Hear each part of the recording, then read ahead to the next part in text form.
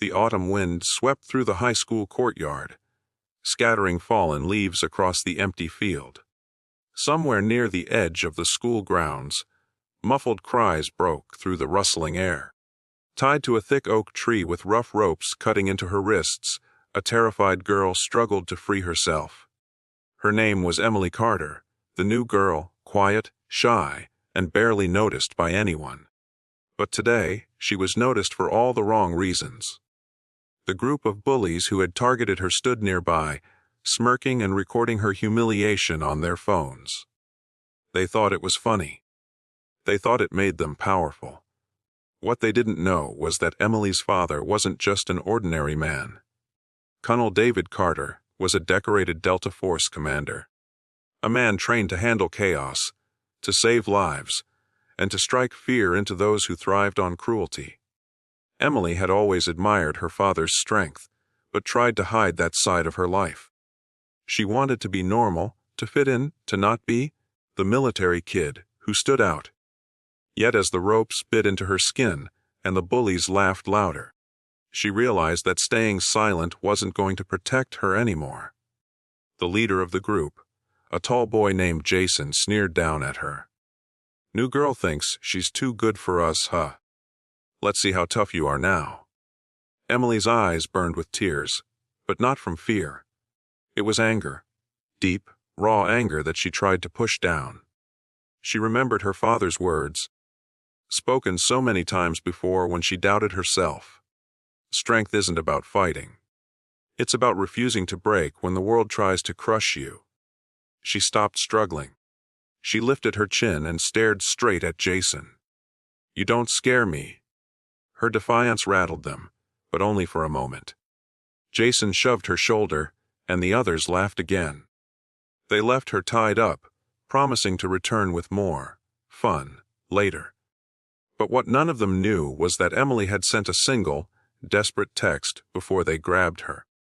A message that reached her father in the middle of a training session.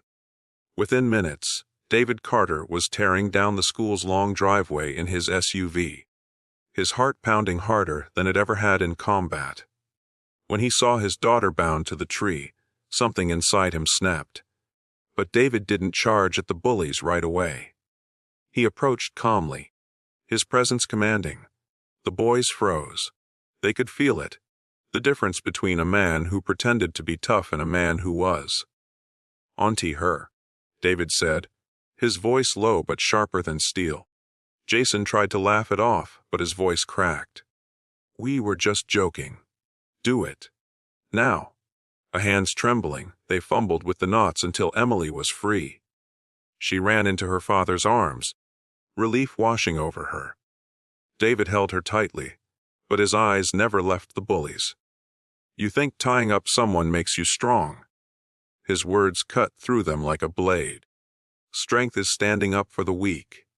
Real power is knowing you could destroy someone, but choosing not to." The boys shifted uncomfortably, their arrogance gone. David didn't raise his fists. He didn't shout. He just stood there, a living embodiment of discipline and controlled fury. And that scared them more than anything.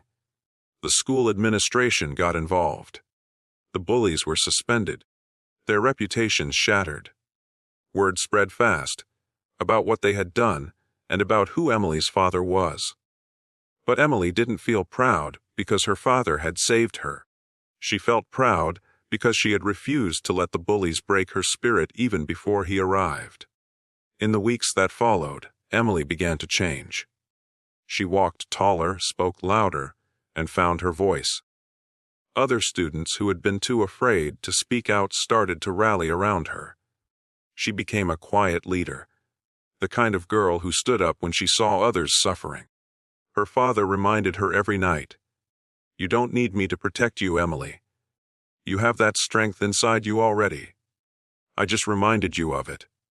The bullies, meanwhile, learned their lesson the hard way. No one admired them anymore. Their cruelty had cost them their power. And in a twist of fate, the same kids they once mocked now stood against them.